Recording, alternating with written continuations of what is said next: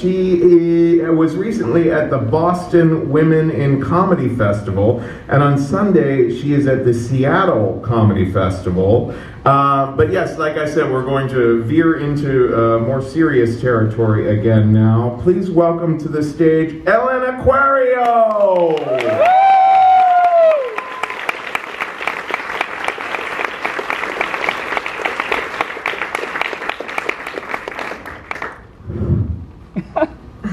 Hi. I am a comic. I just want you guys to remember that after my story. Just look me up, buy some tickets. A couple weeks ago, I was walking out to get a cup of coffee, and I saw this mother and daughter walking together. And the daughter was probably about 12 years old, and she just reached over and put her arm around her mother's waist. When the mother felt that touch, she instinctively just rested her head on her daughter's and pulled her in closer. They continued to walk without missing a beat, nestled in each other's arms, sharing a cup of bubble tea, walking so effortlessly. I thought, wow, that's beautiful. And that's something I've never experienced with my own mother. For the longest time, it's all I ever wanted, just to feel close to her. The problem was that my mother seemed to just really hate me. I know kids say that sometimes when they butt their heads with their parents, but for me it wasn't that. It was always constant. Whenever my mother looked at me, there was such coldness in her eyes. Sometimes the look was so piercing, it would send needles of panic through my whole body. The alarms would go off in my head. What's wrong? What have I done wrong? Something's wrong. And I would get to this sick pit of my stomach feeling when I realized that something wrong was actually just me. When the movie Joy Luck Club came out, we watched that as a family. And I remember thinking, well, there you go. Mothers and daughters are complicated. This is an Asian thing. But at age 12, my mother caught me watching TV when I wasn't supposed to. Before I got my chores done, she was so mad. She grabbed me by the hair and threw me onto every wall of the house. The throbbing pain from my scalp through my whole body. I felt dizzy. I wished I could have just passed out, but I didn't. So my mom made me get up. She grabbed a rolled up sock from the laundry basket that I was supposed to have put away, and she shoved it in my mouth and dragged me once more in front of the television set. And she said, if you love TV so much, you should just sit there and watch it all day. So there I sat for hours, unable to move, with my face pushed up against the screen, gurgling in my tears. I thought, I don't think this is an Asian thing. Certainly no joy or luck in this situation.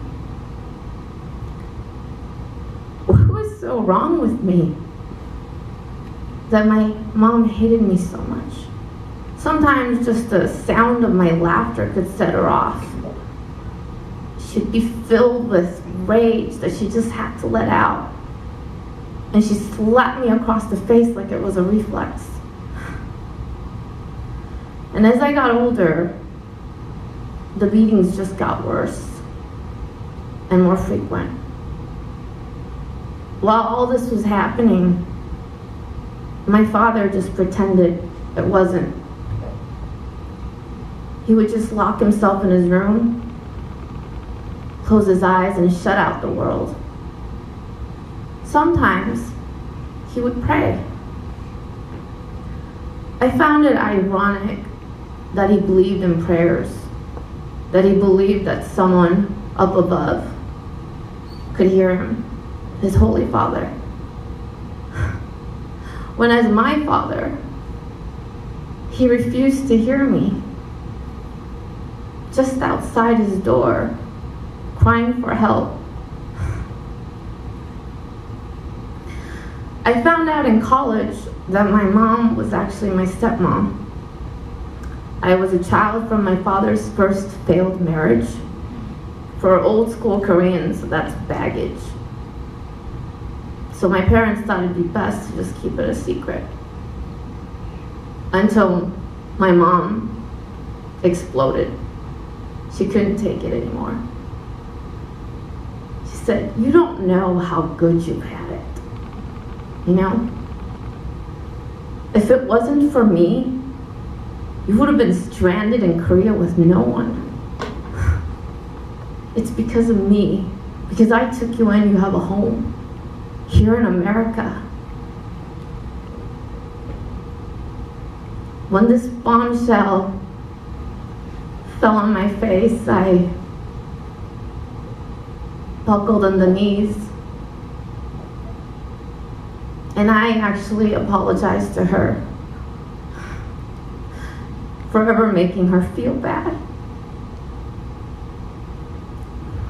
Because I knew that I was a daughter she never asked for or desired.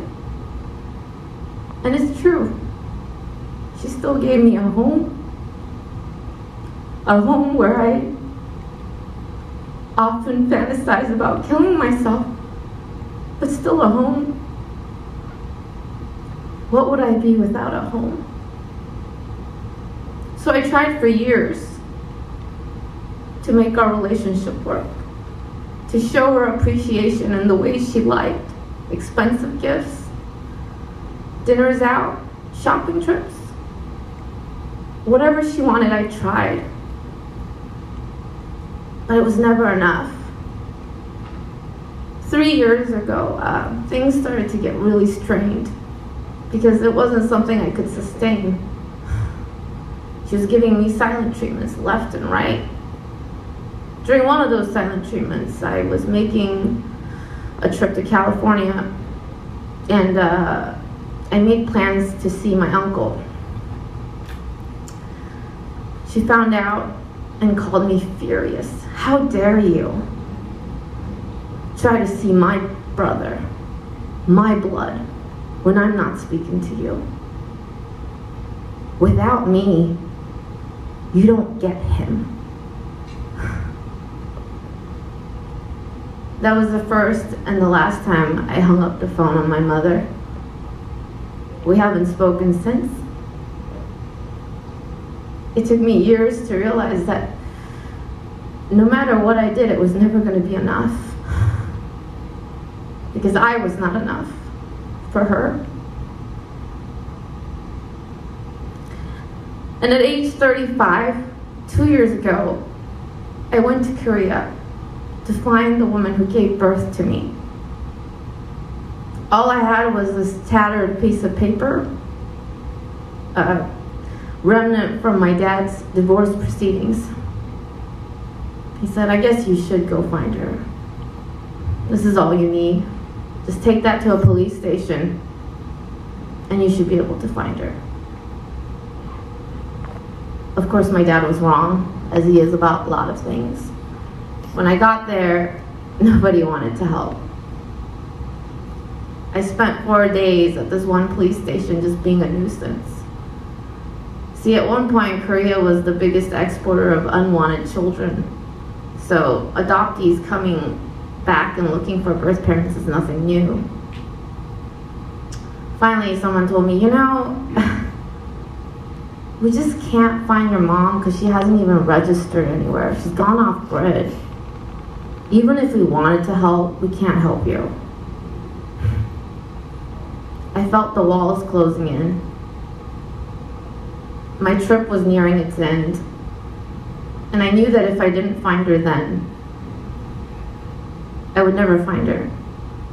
So I blurted out this little piece of information I had overheard. One of the staff had said that my mom was one of 4 children. So I said, she has siblings. She has siblings. Maybe you could just call one of these siblings, see if they know me. See if they know where she is. See if she's ever looked for me. And I broke down, sobbing like a child in front of these strangers. Finally, a detective felt compelled. He said, I can make some calls. Don't get your hopes up, though. Before I could comprehend what was fully happening, he's telling me, they know you. And they know where your mother is. They're gonna come here tomorrow, meet you at this police station. All of a sudden, everything was moving so fast, so rapidly. Lightning speed, I could barely catch my breath. But it hadn't, you know? It had taken 35 years for me to get to this point where I could see my mother's face. One that I could never imagine because I didn't know where to begin. The moment came where she walked through the doors. It was so surreal. I once said a No Doubt concert that I went to was surreal. I really misused the word. Surreal is time stopping and you standing there, but you're floating out of your body, looking down at the impending situation, going, what is this gonna be for you? Are you going to be okay? I guess without realizing, I had hoped she would feel familiar. That when I saw her right away, I would know that that was my mother. That I would find ease, comfort, in knowing that I was someone to somebody and not a nothing. But it wasn't like that at all. She was a complete stranger. Nothing about her felt familiar. She could have been someone that I passed at the grocery store without a second glance.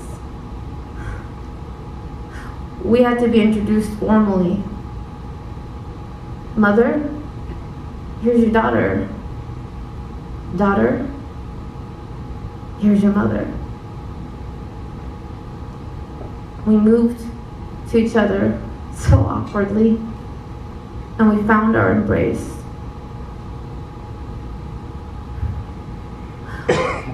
We started crying our hearts out, these guttural, body heaving cries. We drowned in our tears for all that we had lost and for something we could never be. A mother and daughter walking effortlessly together, nestled in each other's arms while sharing a drink. Because that is a bond that takes presence and nurture. And she was never there. After I left Korea, I tried to keep in touch with her, but I just couldn't. She was so far away, physically, but in every other way. I think I can say that I've had terrible luck in mothers. But they did make me think really hard of what kind of mother I would be one day. I am a mother of 2 beautiful boys.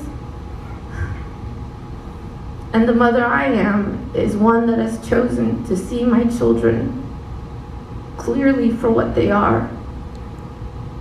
Gifts, not baggage. Precious gifts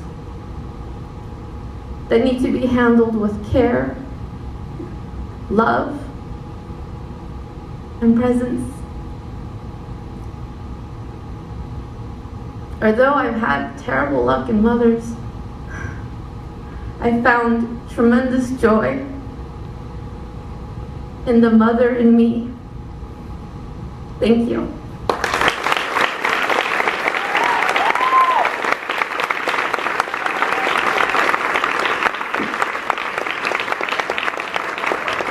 Acuario!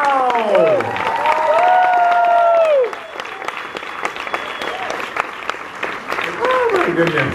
Okay, folks, we have just one